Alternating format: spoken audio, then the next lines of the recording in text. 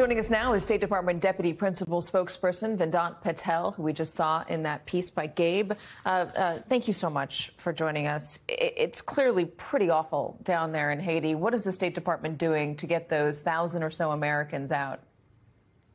You're absolutely right, Katie. The security situation is totally untenable, and that's why we're continuing to work around the clock to address that issue with regional partners. But on American citizens, we have made our crisis intake form available over this past weekend. We were able to facilitate the departure of more than 30 American citizens, and we're continuing to assess options about what options are available for safe departure from Cap Haitian as well as from Port-au-Prince, and we expect to have more news in that space in the coming days. We have no greater priority than the safety and security of American citizens, and there's planning being done around the clock to make sure that we have options at our disposal. Have you confirmed any Americans hurt or even killed during what's been happening down there?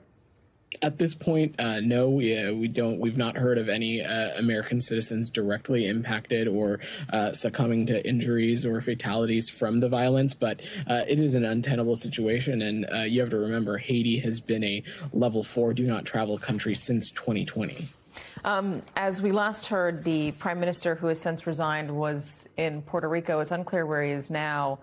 Does he currently have U.S. Secret Service protection?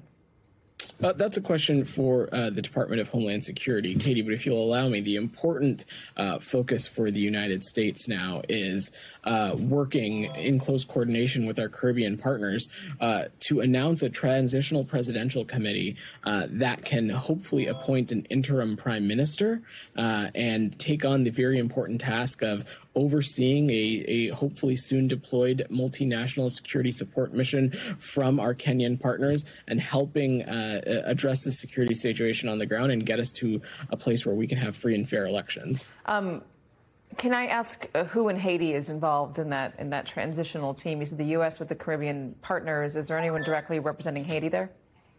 So on Monday of last week, when Secretary Blinken met with these leaders in Kingston, Haitian stakeholders from all over Haiti were zoomed into this conversation with Caribbean leaders. It is our sincere belief that this needs to be a Haitian-led process, and that is why this transitional committee will be made up of Haitian interlocutors over a diverse spectrum of Haiti's politics who have decided to put their personal interests aside in order to help address the dire circumstances in their country.